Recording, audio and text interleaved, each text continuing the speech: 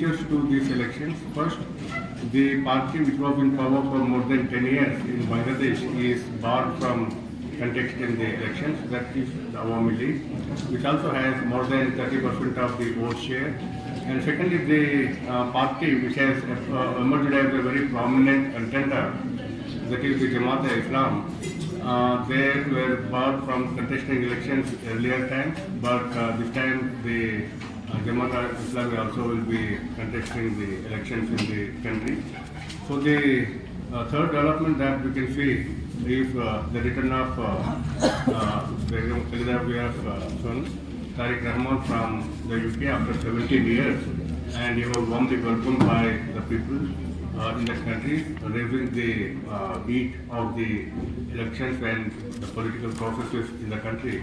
All these developments, they also leave us with a few questions that would be coming up in our mind. Who is going to win the elections in the coming elections in Bangladesh? As the news reports are coming up, that both the BNP and Jamaat-e-Islami are contesting the elections, and both have the equal chances to come up to win the elections. And most probably the recent reports also says that as the Jamaat-e-Islami have a huge amount of presence in the rural areas, also might be able to form the government in future. Whoever forms the government, that also leaves a few questions with us. One, what kind of relations that the newly elected governments will be having with India, and whether they will be normalizing the relations, tense relations with the country, whether they will be able to put the economy on track. The Awami League government could lead the economic growth of Bangladesh to reach to the new levels, as the average growth rate when the Awami League was ruling was stood at 6.5% to 7.5% growth rate, recording the highest, one of the highest growth rates in South Asian region. And the economic efforts also led the Bangladesh to emerge as one of the countries which would be graduating from the least developed countries to the moderately developing countries by the various international institutions. And the recent report says that because of the economic slowdown that happened in the last 1.5 years, have really pushing the government back, the country back into the economic years again. So the newly elected government, whichever party is going to come, have several questions to answer, and also several challenges to face. So in order to know more about the political developments in Bangladesh and what kind of what is the relevance of these elections, and what is the people's referendum that is going to be held in Bangladesh in the next 1 week time, we have with us two eminent speakers. One belongs to the media, who is very well known for his coverage on the South Asian issues. We have Mr. Kallol Bhattacharya, senior assistant editor in the Hindu. Very recently, I'm sure you have read his interview with Sheikh Hasina, and he is known for the following up of the issues in Bangladesh, the wide coverage of issues in Bangladesh. And we also have with us Professor Sanjay Bhardwaj, who he himself is an expert on Bangladesh and professor in the Center for South Asian Studies. Welcome to both of you, sir. Thank you for accepting our invitation in a very short notice. And let me begin with handing over the mic to our chairperson, Professor Rajesh Karat, for a welcome note. Thank you. No, it's already welcome. Thank you once again, both of you. Yes, I would like to request Professor Bhardwaj to welcome Kallol Bhattacharya with this khada, so that we can continue our tradition to welcome him. Brother, you just welcome. Yeah. You are the chair. I think No, we will all welcome. Oh, No, yes. please you come. No. Stand here. I think we will all welcome. You are the chair. Please come. Please. Come. Please. No, I'm there. Okay. Thank you so much. Thank you. Thank you, sir. Thank you.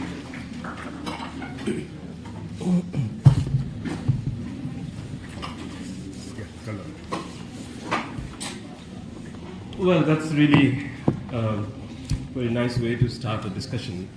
And really, thank you so much, sir, and thank you, Om, and thank you, Professor Bhardwaj, for the invite. And it's always special to return to SIS, which is an institution that I closely been associated with SIS both as a student as well as later on as a journalist. I studied here at the Center for West Asian Studies, and then I went on to write about India's foreign affairs and, of course, about South Asia. We actually thought of doing this event later this month, and then Om suddenly felt that it's better that we meet before the election that's happening on 12th of February. So thank you, Om, for taking that special initiative. What I want to say, and Om has already given the context for all of you, if we really look at what's going to happen on February 12th as an election, we will not be looking at the full picture that's emerging before us in Bangladesh. I repeatedly refer to February 12th as a day of political event in Bangladesh, and it's a political event where the election will be slashing with the popular referendum about the July Charter. There is a lot of talk about the election process in India, especially in the Indian media, but we have to repeatedly remind ourselves that the referendum is actually something very unique and turns that particular date into a very significant moment in Bangladesh's history, and not just Bangladesh's history. In fact, in the history of South Asia, we have rarely seen such a date. Because what is the referendum aiming at, if we look at? First of all, when we look at an election, a political election or a parliamentary election is a process which gives life to a parliamentary system. It gives legitimacy to a parliamentary system. It basically is a process in which a machine or a political order is restarted and re-legitimized. What's going to happen on February 12th is that on the one hand, you will have the parliamentary democracy of Bangladesh getting kick-started. At the same time, there will be a referendum result which will ask that very parliamentary democracy to reorient itself. And some of the conditions that are coming up for the referendum is very unique, and I'm sure most of you probably would have already read about it, that on the evening of 12th of February, we'll have the more or less some sort of an outcome will emerge, and we'll know who is going to win the election. Therefore, we will also have an understanding about who is going to be the next Prime Minister.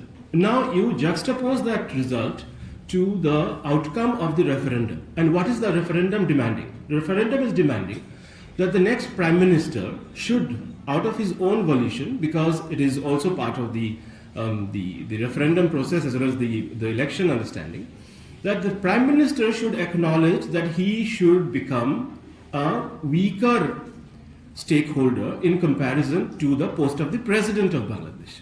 So you have a very unique situation where the elected government will have to implement the agenda of a referendum where the government will by itself become weaker in comparison to the post of the President.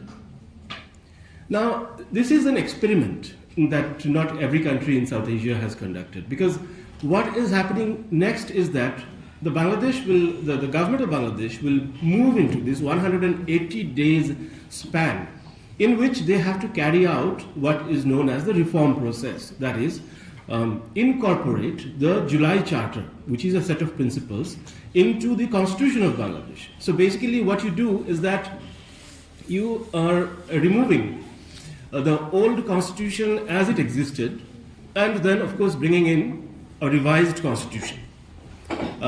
So in a way, this is a process which generally calls for a constituent assembly, because without convening a constituent assembly, you cannot have a constitution.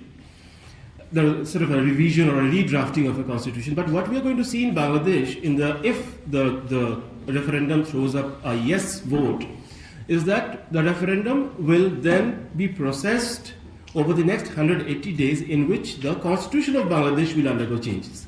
So I think, first thing that we have to see here is that this whole election and the referendum process are intertwined to produce some sort of a political tie. And I don't think, in the history of South Asia, we have seen such a moment. We remember what happened in Nepal in 2005 to 2008. I mean, Nepal had, and then subsequently, of course, the election was conducted for a constituent assembly in Nepal, which then produced the constitution of Nepal that was adopted on, I think, 18th or 19th of September 2015. But without a constituent assembly being convened, how do you change your constitution? Now, they are going to, that is, Bangladesh is going to change its constitution through the referendum process if the referendum throws a yes result. And by all probability, it will throw a yes result because the interim government is campaigning very vigorously for a yes result of the referendum. So that is the first aspect of this, today's talk that we are here. Will focus on that. This is a election and a referendum. The reason that it is historic is also because it's being held in the month of February, and Bangladesh, by its own history, always regarded the month of February as the month of mother tongue, because it is in this month that the Bhasha Andolan, that's 1952 Andolan, took place. And it is in this month that very famous song, where my February turned red with my brother's blood. It was sung, and it's been sung over the decades, and every Bengali all over the world, they have sung that song or they are familiar with that song, including Indian Bengalis like me, because we have heard that song and we sang those songs along with patriotic songs of India as children. This time in Bangladesh, we are no longer hearing the songs about Bengali language. This is a very different Bangladesh that we are witnessing this February, because Bangladesh is moving in a cycle where it is willing to explore its identity. So what we are seeing is that the state of Bangladesh, which was essentially a state that emerged from 1952 to 1971 through a process of language agitation, a kind of sort of a modern language-based national movement, and finally a very bloody struggle with the Pakistan military in 1971. That particular state, that concretization of a state based on a modern language, is now slowly getting eroded. And that is my second point in today's conversation here, that Bangladesh as a nation state built on the foundation of a modern language in South Asia is undergoing a profound change, and this particular election is one of the turns in that process, because there are multiple turns in that process that have already taken place. The uprising of 2024, July-August, was the first intense turn in that direction, and now, of course, we have the election. And once you have the referendum, the first thing that you see on the referendum is the issue of language. And what is that issue of language? Now, I'm of course an Indian, and I look at language as an inclusive category. So I should not be feeling awkward when I look at the first point in that July Charter. But from the parochial point of view of a Bangladeshi nationalist, I would say that if you look at from the point of view of Bangladeshi nationalists, you will see that there is a very unique twist in that first point, that all languages spoken in Bangladesh will now be regarded as some sort of equal. Now, the argument is that Bangladesh has Chakmas, Bangladesh has Manipuris, Bangladesh has Hill people, they have Rohingyas, Bangladesh has Bamars, Kukis. All these people and their languages must also be recognized. But then there is also the other argument here that Bangladesh also has Urdu. And Bangladesh as a nation state has a very difficult relation when it comes to the language, that is Urdu. Because their entire language movement in 1952 was against imposition of Urdu by the government of Pakistan, because it was the famous speech of Muhammad Ali Jinnah, who delivered that speech in Dhaka University in 1948, or probably 1947 itself, where he had talked about everybody should learn Urdu, and that really started the fire, which burnt on for a few, 2.5 decades, and finally produced what was then the 1971 Liberation War. But today we see in public platforms there is a very important Bengali word that was used for decades in Bangladesh's politics, And that Bengali word is, of course, there is also a very simple Hindi word to it, which is known as vichar in Hindi. But the word vichar in Hindi is very different from, in its meaning and its essence, the Bengali word vichar. In Hindi, when we say vichar, perhaps we mean vimarsh or discussion as well, right? But in Hindi, in Bengali, when you say vichar, vichar in Bengali means the process of justice, or the process in which justice is delivered. So when you say that there has to be justice, in Bangla you just say vichar, there has to be vichar. There has to be justice means there has to be vichar. In today's Bangladesh, the most popular word since 2024 August is a Urdu Hindi word called insaf. In Bangladesh today, everywhere you have on the walls written insaf. We want insaf. So then, I mean, if you are a long-time observer of a society, you know how that society speaks.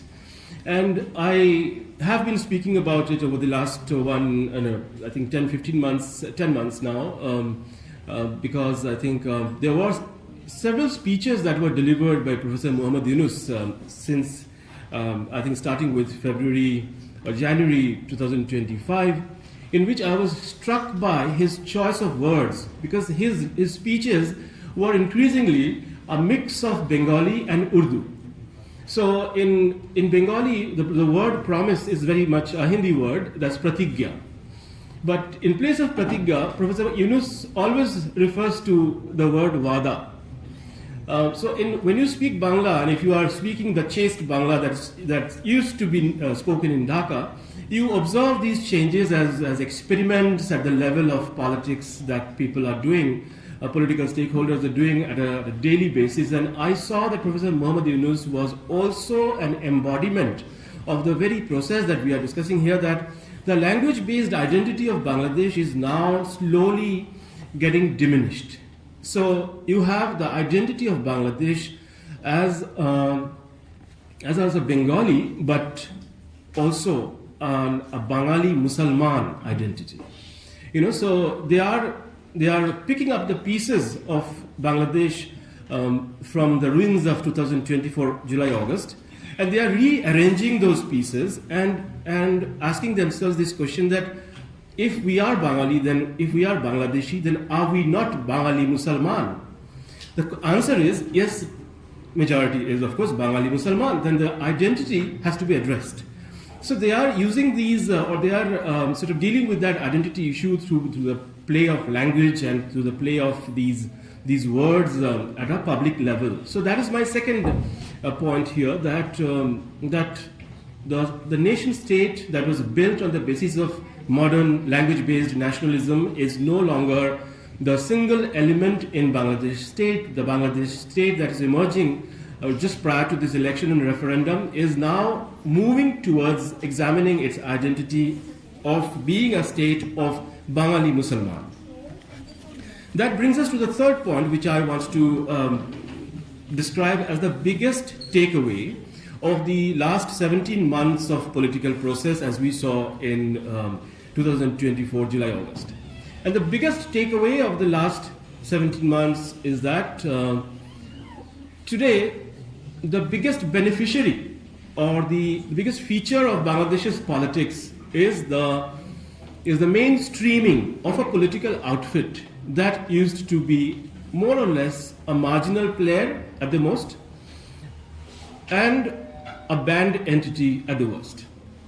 Jamaat-e-Islami's emergence as a mainstream drawing room-based political party is really the biggest thing that's happened in Bangladesh in the last 16 months and 17 months. Because Jamaat-e-Islami was banned at the last phase of Sheikh Hasina's government, and Jamaat has a very, very, I would say, condemnable history when it comes to the Liberation War of 1971. It was involved in sabotage, it was involved in killings, it was involved in sexual violence against Bengali women in 1971.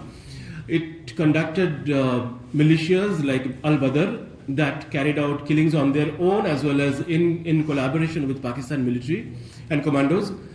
And that Jamaat-e-Islami has turned such a round that has turned full circle that Jamaat today is now being described, and Jamaat is also talking as if it is a rational player. So the mainstreaming of Jamaat-e-Islami is something that we really have to see as the biggest outcome, or rather the most significant outcome of the last 16, 17 months of political unrest that has swept Bangladesh. And at the same time, I would say that Jamaat has tried to sound, or has repeatedly reached out to stakeholders like, say, India, and to the United Kingdom, United States, and also to domestic constituencies like women. Now, the problem is Jamaat-e-Islami being Jamaat-e-Islami can't be anything else but orthodox. So Jamaat has come up with ideas like that Bengali women should not work more than 5 hours. Now, that has sort of triggered a storm among the political class of Bangladesh, and as a result, many women activists and many women leaders who were considering to align with Jamaat-e-Islami have actually quit and launched themselves as independent candidates. So Jamaat-e-Islami's emergence as a so-called, quote-unquote, or apparently a credible political force in today's Bangladesh is, to my understanding, the really, really significant development that everybody in the region as well as elsewhere should look very closely. Because Jamaat-e-Islami is very different from Taliban of Afghanistan. Taliban of Afghanistan has a very domestic agenda. Taliban doesn't talk about international issues, and Taliban doesn't network internationally, say, in the Western societies. But Jamaat does that. Jamaat raises funds in the United States, it raises funds in the United Kingdom, and it also has a global vision. So I think Jamaat-e-Islami's emergence in Pakistan as a political force, and a political force which is now being discussed in drawing rooms and seminar halls and in other public platforms, is something that we should not miss. Because I'm not saying this because I'm afraid of Jamaat-e-Islami. I'm saying this as an observer of Bangladeshi politics, that Jamaat's emergence is something that is sometimes, it was unthinkable. If I go back to Dhaka that I saw in 2015 and 2016, at that time it was unimaginable that there would be Jamaat-e-Islami that would emerge as a credible force for some. And today there are talks that Jamaat may actually emerge as the second largest party, or perhaps emerge as, by accident, the largest party. So I think that's the third point that I would make. The fourth point that I want to make, and I'm going to wrap up now very quickly, is that whether we like it or not, the political system of Bangladesh is, that operated in Bangladesh over the last 50 years has now changed. One of the largest party that campaigned for Bangladesh's independence, fought for Bangladesh's independence. The top leader of Bangladesh, Sheikh Mujibur Rahman, belonged to that party. The four eminent other leaders who were killed in November 1975, Tajuddin Ahmed and others, they belong to that party. That party has more or less crumbled. Its leaders are in exile, but there is another issue to that political system, that bi-party, the two-party dominant political system that existed, and that is that BNP today, that is the Bangladesh Nationalist Party, does not have a familiar rival that it fought for almost 5 decades. So my submission today is that 2026 February 12 election is the last election where BNP will contest as the predominant political party of Bangladesh. Because after this election, BNP will have Jamaat-e-Islami as its tough opponent.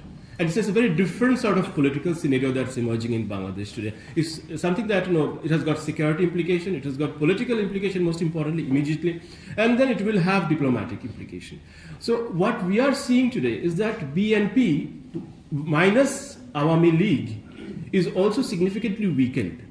And Bangladesh Nationalist Party is not going to be the most important political party after this election.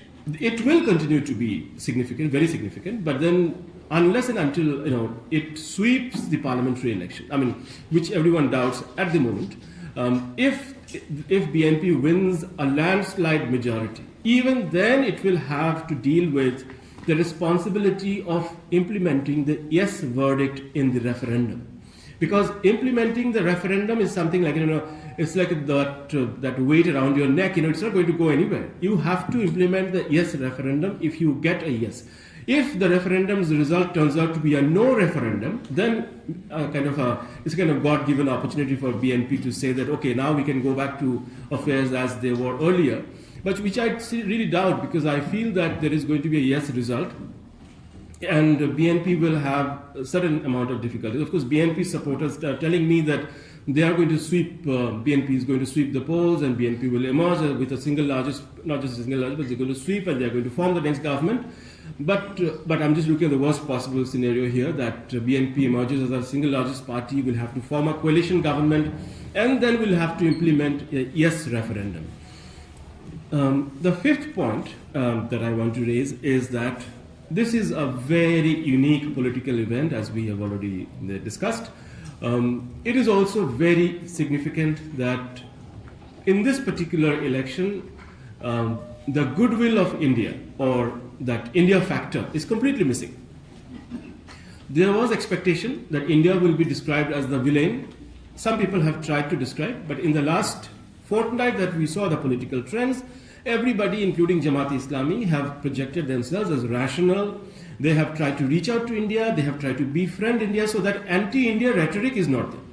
But something else is happening here. This is perhaps the only election in the last so many years where the Western countries, the United Kingdom and the United States, and of course also China, are really on the streets of Bangladesh. Their diplomats are meeting with political stakeholders, their diplomats are meeting Tariq Rahman of BNP, they are coming and meeting the Amir of Jamaat, and they are meeting the student leaders of the National Citizen Party. And they are also in private with journalists like us saying that they don't want a political party like Awami League to stage a return. Now, point is, how can a political opinion of that kind come from a serving diplomat? But that is the political situation of Bangladesh today, that even very important Western diplomats are talking to journalists in private and saying that we don't want Sheikh Hasina to return because Sheikh Hasina will have to face justice first. So these are the 5 rough points that I wanted to keep before you. One, of course, is that the unique twining, if I can say, or the twinning of election and referendum, and why it is going to be problematic with the election result coming out in one direction and the referendum pushing in the other direction. Second being that this is a moment where history, memory, and the fundamental building blocks of Bangladesh are also changing from language to religious identity, to the identity of Bengali Musalman. Third, of course, is the biggest takeaway of the last 17 months political process. Fourth is the fact that BNP, which currently represents the erstwhile two-party dominant political system, will no longer be the biggest political player after this election, and it is the last election for BNP where it is going in as the king. But then probably it will not have that preeminent position once Jamaat makes a striking entry into the arena of electoral politics in Bangladesh, and this is going to be very dramatic for Bangladesh's politics. And the fourth point that I'm making is that this is one election where the Western, I would not call it as interference or intervention, but the Western presence can be really felt on the streets of Dhaka and other parts of the country. So with these observations, I would stop here and can continue. Thank you. Thank you, Kallol. Very, very brilliant. You have put forward the scenario that's happening in the Bangladesh. There are so many questions that are also coming up to our mind. I think we will resolve that for after the presentation by Professor Bhardwaj. Now let me invite Professor Bhardwaj for the lecture. Thank you. Thank you, Chairperson, Professor Rajesh Kharar. Thank you, Shad, for giving this opportunity to speak on Bangladesh, though I share my thought to my students always. Good to hear from Kallol about Bangladesh, and journalist has more deeper information than the professors. We just research it. But good thing what he said, and I can put it in more straight, that in the last 18 months, Bangladesh is ruled by the Pakistani mindset. I think that is all you understood. What is the Pakistani mindset? Ruled by a force who opposed the creation of Bangladesh, who collaborated with the Pakistani army. They are the collaborators. They are Al-Badr, they are Al-Sham, they are Rajakas, they are Islamic Chatra Shibir. They are all, and they were involved in genocide. That is all true. Basically, they are representing the forces of 1947. The 1947 is dominated by the Islam, or you can say the religious nationalistic forces, who emphasized the core of their nationalism was the religion and Islam. Though it was rejected, not accepted by the Bangladeshis, Bengalis, or you can say from the East Pakistanis, they said no, we believe in the Bengali nationalism, and the Bengali means that all Bengali speaking people constitute a nation. It means that very inclusive that anybody speaking Bengali is part of this nation. So they basically believe in cultural or ethno-lingual nationalism. Okay, and that was, of course, that is understood is very secular. When you talk about the cultural, inclusive, ethno-linguistic nationalism itself is very secular. Elections, these are not national elections. I would say it's not national elections. When the oldest political party is not participating in the election, that one political party who scored maximum percentage of vote in almost all the elections, 49% vote they scored in 2008, and then 40%, 37%, 35% votes on all the from 1991 to 1996, 2001, 2008. Fine if Bangladeshis, they count these were the elections. Do not count about 2014, 2018, 2024. Otherwise also when they were, as per their definitions, free and fair elections, that time also Awami League scored. So the political party who has the pan-Bangladesh presence is not participating, so it's not a national election, it's not an inclusive election, it's not meaningful election, it's not that. That is one thing I would say. The second thing is the question of free and fair election is now also rotating among the two political forces who were always siding themselves against the Awami League. The BNP and Jamaat, they had been allied in 2001, they had been allied in 2008, and they have been, their ideology, the core of their ideology is also surrounding with the religious nationalism. Though the BNP believe in soft Islam, and the Jamaat-e-Islam is believing in the radical Islamist construct. So so they are basically in position and opposition today. As the Awami League contested election with the alliance of Jatiya Party 2018 and 2014, and in 2024 they were position and opposition because BNP did not participate. So this election is not different elections from the earlier elections. If you do not count that there were any election in 2014, 2018, 2024, so 2026 election is also not an election, because again this is a contestation or among the political parties who had been traditionally allied. Got my point? I think what I want to say, that they were the alliance. Now Jamaat and BNP had been in the power for a long, aligned against the Awami League, but they are now position and opposition. But interesting point is there is very strong sentiment that the elections should not held. There were attempts. You have seen that the Hadi is killing. You have seen that the minority is killing, creating law and order issues and problems in Bangladesh. But today, Farhana has told me, Farhana is from Bangladesh, and I'm also reading that today Jamuna is the residence of Muhammad Yunus, has been surrounded by the protesters. Protesters means that again the people had come on the street, as the people had come on the street on 24 August. So they are demanding, forget about the election. If you do not have rice in our stomach, then there is no development on the mouth. So we don't believe in the elections. First, implement 9th Pay Commission. All the employees have come on the street from Sahabag to Jamuna.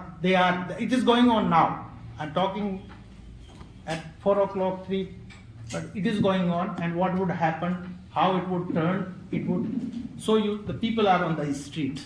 They do not believe. There is no election festival. There is no election campaign. The interesting point is that the de facto prime minister, the people are projecting and greeting from the very first day, Tariq Rahman, has postponed his rally of 8th August. That he is not going to campaign it. Means he is also not feeling in Bangladesh the Tariq Rahman is secure, and he was addressing very less. He was going out of house very less, but 8th August rally has been already postponed. So what is there in Bangladesh? Bangladesh, there is, I don't know if the way they are advancing, the way they are conducting elections, and they are trying to have basically a procedural endorsement or legitimacy to the current ruling elites, the ruling alliance, by the electoral exercise of 12th February, nothing more than.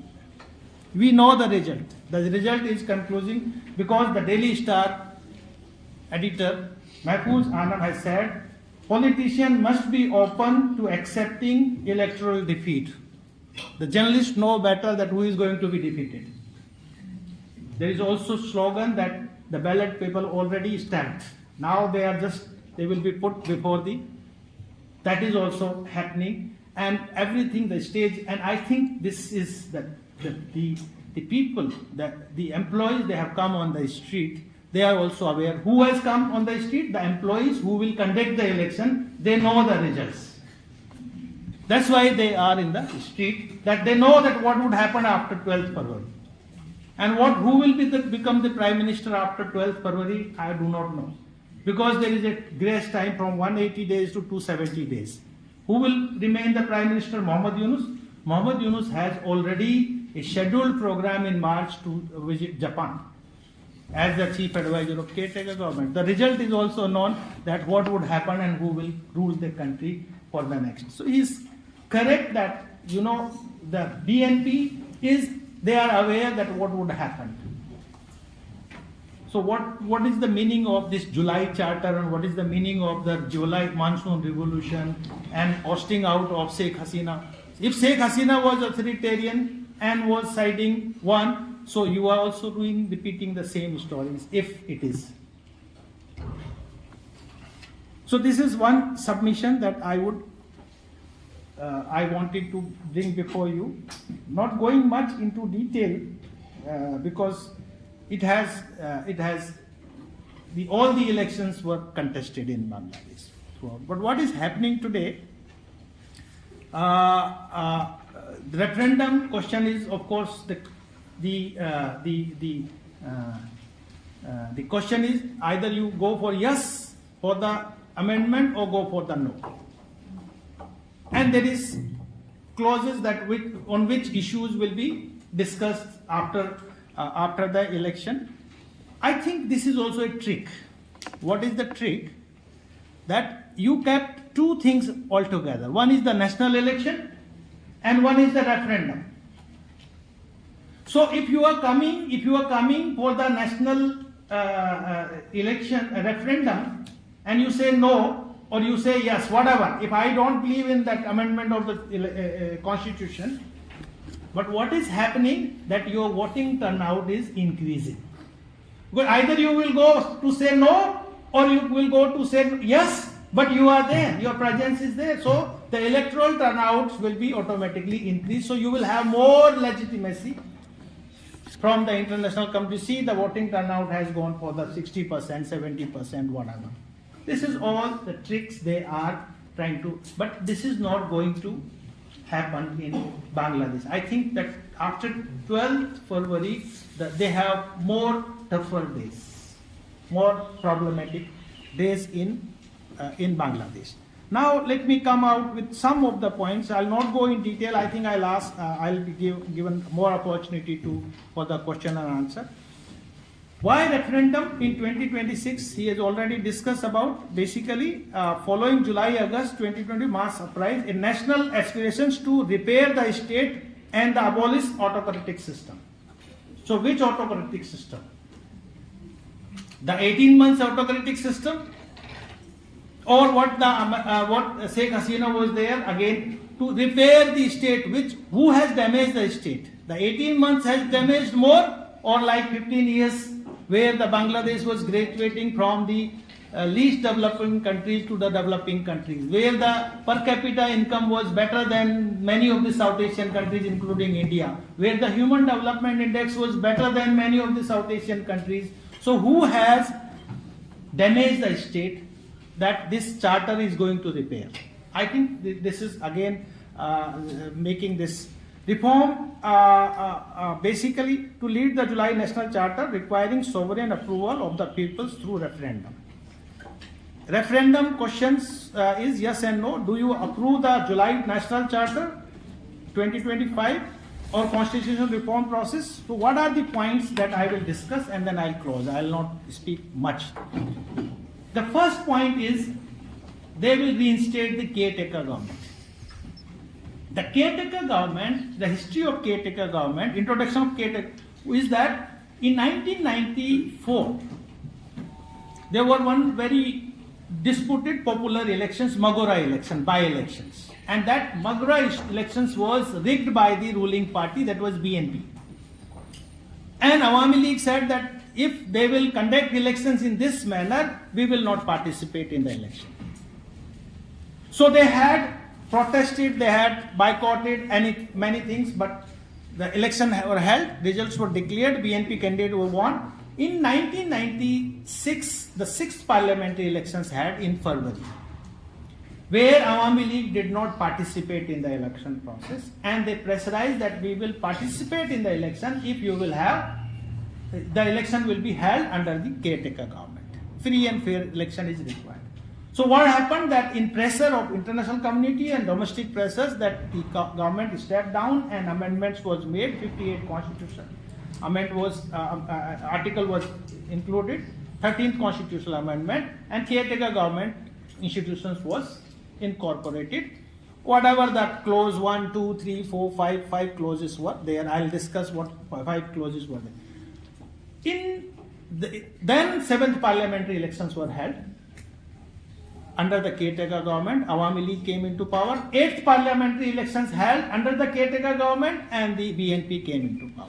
So what the BNP did in 2005 again, they are aware that who will become the caretaker government. The clause was that last retired judge of the Supreme Court will become the caretaker government. So he is my friend and he is a BNP person and he is going to retire today, but election is after 2 years. So what I should say, I should increase the retirement age of the judge. So I'll make it 67. So he will become, I'm sure that he is a BNP person, my person, he will become the chief advisor of caretaker government. As Americans, they have been instrumental in July revolution, monsoon revolutions, and brought Muhammad Yunus as the chief advisor of caretaker government. So you cooked, you prepared everything and you placed. So BNP person will become the chief advisor and your election commission is there. Whatever, lot of things had happened, and finally army intervened an army-backed caretaker government came into existence. So my point is there that army-backed caretaker government ruled the country from 2006 to 2008. Under which constitutional provision? No constitutional provision. Whatever the army-backed caretaker government did was all accepted. So my point is there, what the institution of caretaker government has done? Nothing. Thus damaged the constitution and given the other exit. So the Awami League had abolished this caretaker government, let the elections should be held under the elected government. Like in India, we have all the elections under the elected government. Now they want to reinstate, because this government, Muhammad Yunus government of 18 months doesn't, under which constitutional provisions this government is there. This is also extra constitutional government, doesn't have legitimacy. Anyway, reforming process of appointing chief election commission and commissioner to ensure neutrality. And second is the bicameral parliament they will introduce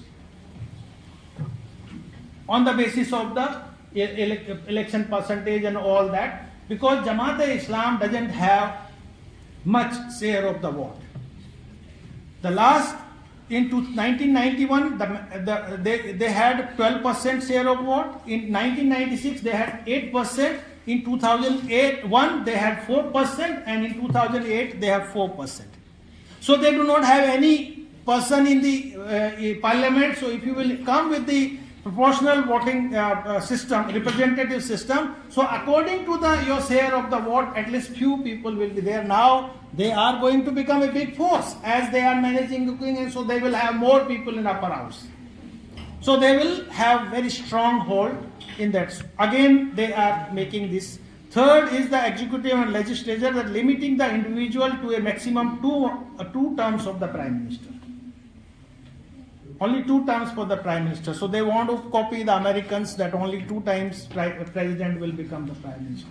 Whatever. So I don't know in the representative system, if you are a popular support, why you cannot repeat 3rd time and 4th time.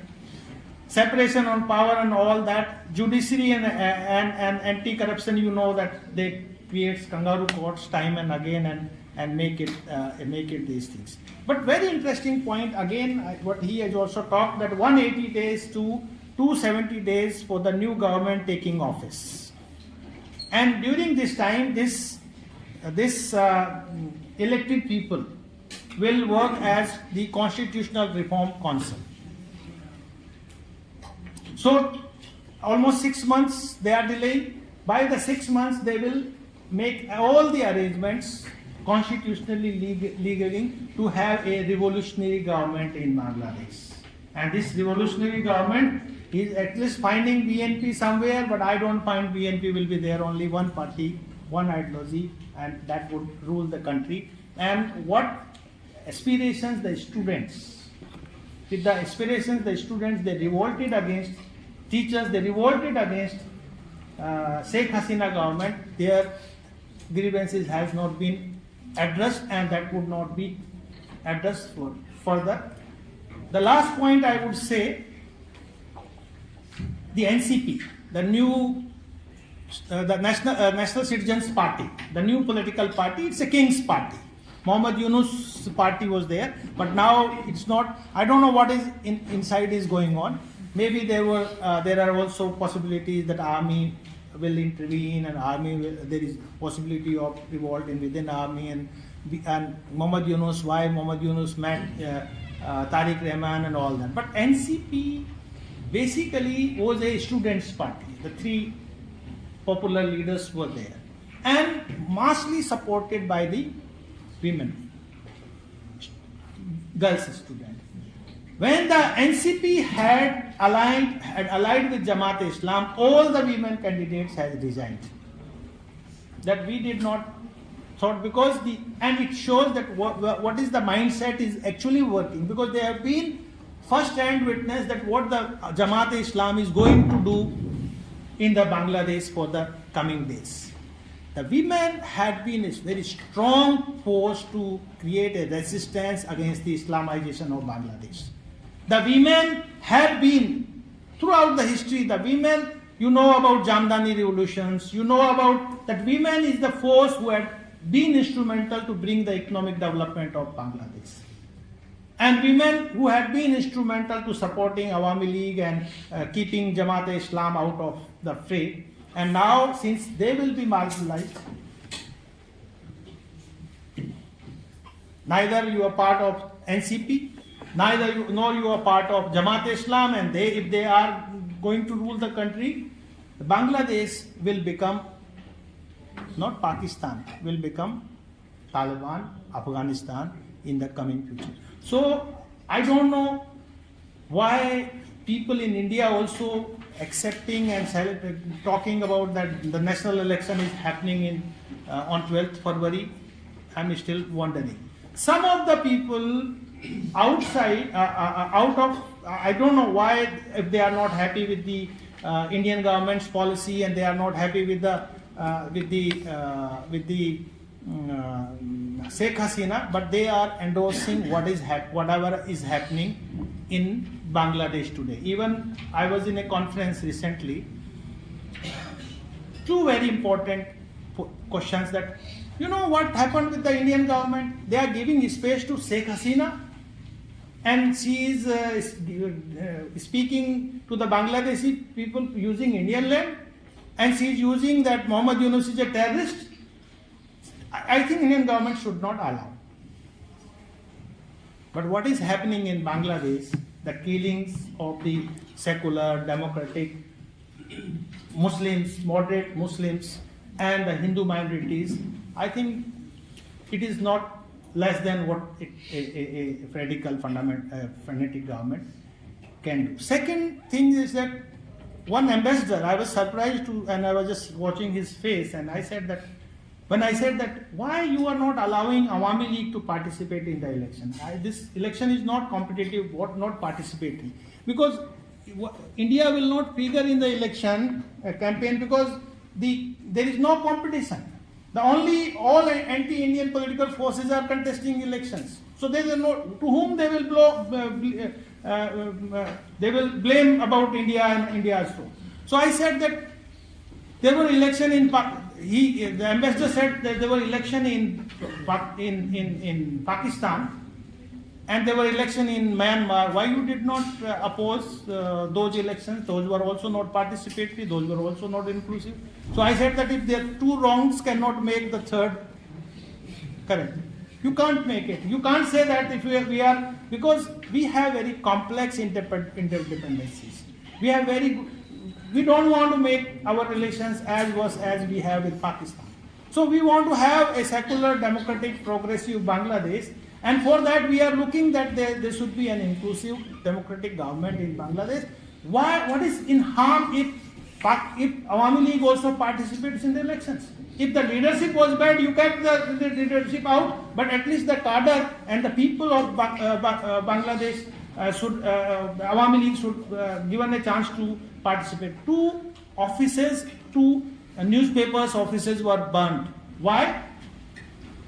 One is Pratham and another is Daily Star. Because Pratham has gone for a survey, and in the survey, the 70% of people of Bangladesh had voted that let the Awami League also participate in the election, and they have published it. So they don't want to give this impression that people want that let Awami League also participate. Let the people decide. Let the people decide that whether this political party is fit to rule the country or not, and if they like the Jamaat-e-Islam and BNP, let them. So excluding means that that the election results are all conclusive, and what is happening what is going to happen, and this would be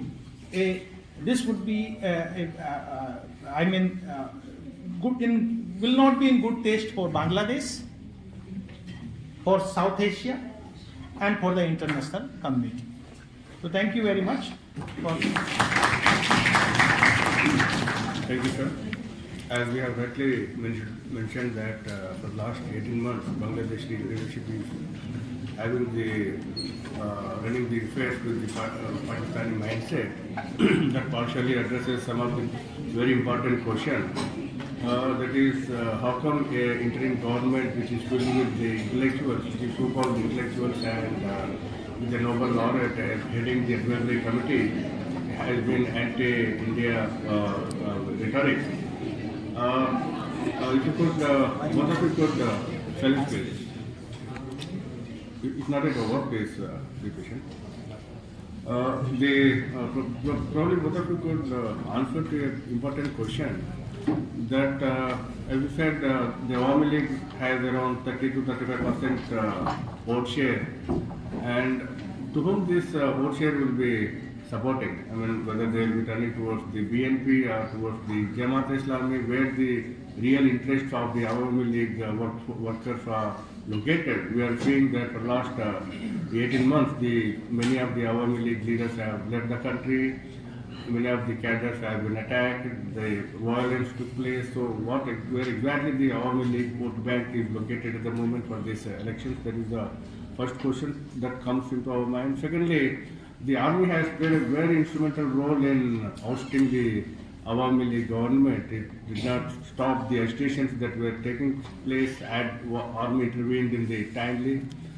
Probably those kind of violent incidents would not have happened. It means that indirectly the army was also supporting the agitations against the Awami League in 2024. Now, where does the army stands exactly? So, if you could kindly give your views on this too. Then I will open the floor for questions. I'm sure many of the students are waiting for their turn. This is nice. The show is yours. I'm just helping you. No, I think you see the support base of Army League is very old, and it's very difficult to wish it away.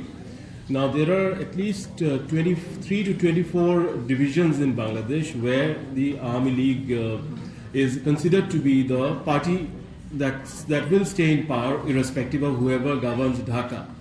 Because those are the areas like, Gopalganj and other areas that are very famous. And I think you come from Gopalganj, right? Yes. So I think these are areas where Army League will continue to have its support. But the question is, where will these voters, especially in urban centers, would the voters of Army League be allowed to vote? Number one, because everybody knows in Bangladesh who is pro-army and who is pro-BNP. So the issue is, will they be allowed to come out and vote? That's number one. Second is, of course, that there is a sizable number of, or rather, a sizable number of supporters within Army League who have an Islamist orientation. For them, it's easy to switch. For them, it's okay for the time being to support, say, BNP or Jamaat-e-Islami or even some Islamist parties, because their orientation is essentially transactional. So they had a transactional understanding with the Army League as long as it was in power, and now they will be supporting the parties that are completely antithetical to Army League. So, of course, that leaves us with the minority vote bank. The minorities are expected to vote for Army League absolutely if Army League were to contest. But Army League is not contesting, so then what happens to the minority vote? The minority voters are being intimidated already. We have heard that there are intimidations, murders, mob attacks, targeting, house targeting, these sort of things happening across Bangladesh. So the question is, will the minority voters be allowed to come out and vote? Maybe in favor of a political party that Army League activists point them towards. If Army League activists on the ground start campaigning tomorrow, that in the next 48 hours or in the next 4 to 5 days, all minority voters must come out and vote in a particular direction, then that will have another meaning of Army League vote bank. Because that vote bank will have to swing some ways. So these are the factors that are actually on the ground right now, and we don't know whether the fourth formulation, which is the Sheikh Hasina formulation, that since my party is not contesting, so therefore all of you should stay at home. Because Bangladesh is a politically active society, and people don't sit at home on the day of election. They do go out and vote whoever they want to vote, they think should get their votes. But if their party is not in the fray, if their party is being blocked, then they will look for direction from the people on the ground, the secret units and etc. To go in a particular direction. We don't yet know how things are going to unfold. Something that we saw on the day of funeral of Khaleda Zia was that a large number of mourners who came to mourn for Khaleda Zia were actually hardcore Awami League supporters, and they came out because they have a great deal of respect for Khaleda Zia. So it remains to be seen if those hardcore Awami League voters would actually switch to BNP on the day of election, because today BNP does not just represent BNP itself, it also represents the erstwhile political order that is facing the threat of extinction in the hands of the pro-Jamaat, so-called the July warriors, etc. So that's also the fifth way of looking at it, that what will happen to this sizable number of Army League voters who believe that BNP should be supported because BNP is representative of the Awami League BNP two-party dominant system. So that's the, I can't really say anything more than that, because these are the indications that we are getting. So yeah, that's how. And of course, the issue of the army, of course, you mentioned. I think the army will have a definite change with the end of tenure of General Wakiruzzaman. As long as Wakiruzzaman is in power, the army will maintain certain, Bangladesh or 1971 kind of orientation, because even today, General Wakiruzzaman, in his office, sports the photograph of the founder of Bangladesh, that's Sheikh Mujibur Rahman. Despite the fact that Sheikh Mujib has been vilified and his house and his memorial has been destroyed by Jamaat and activists of July.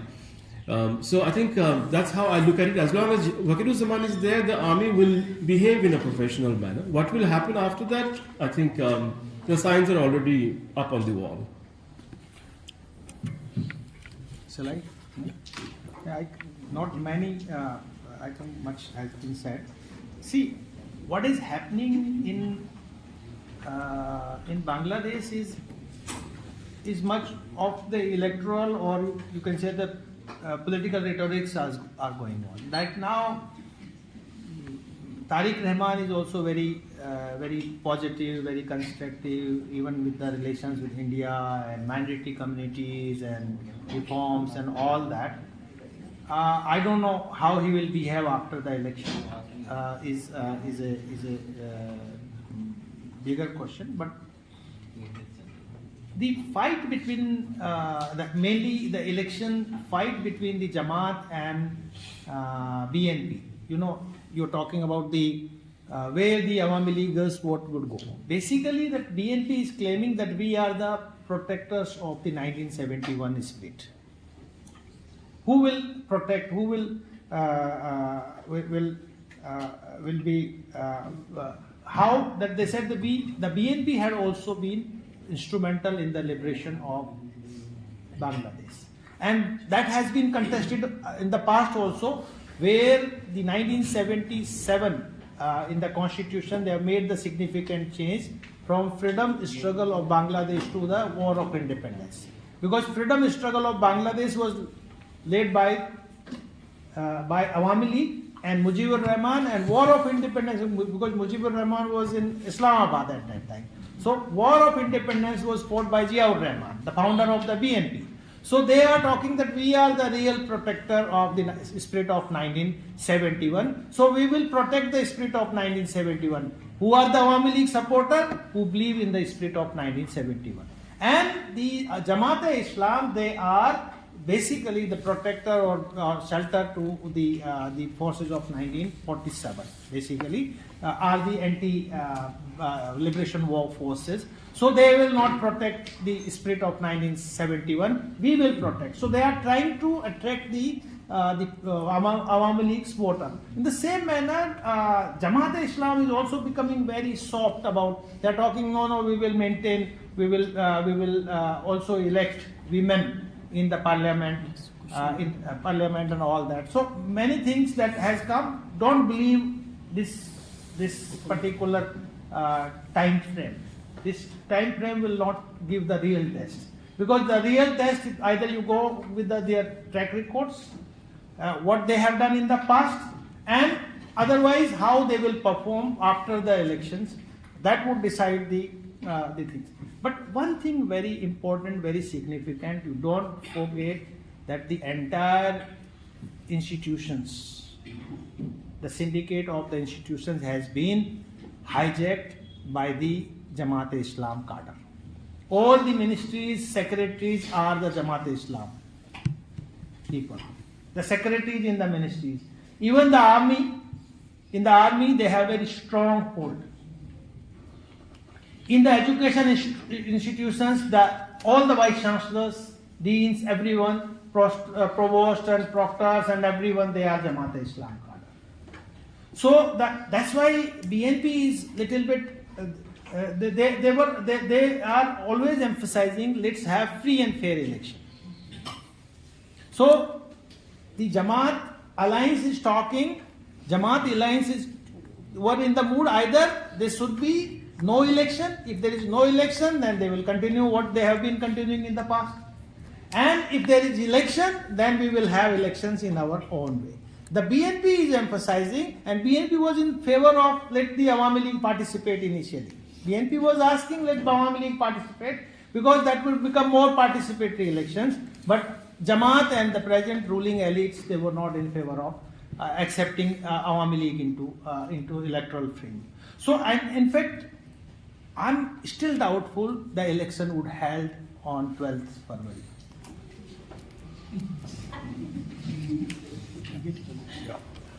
Thank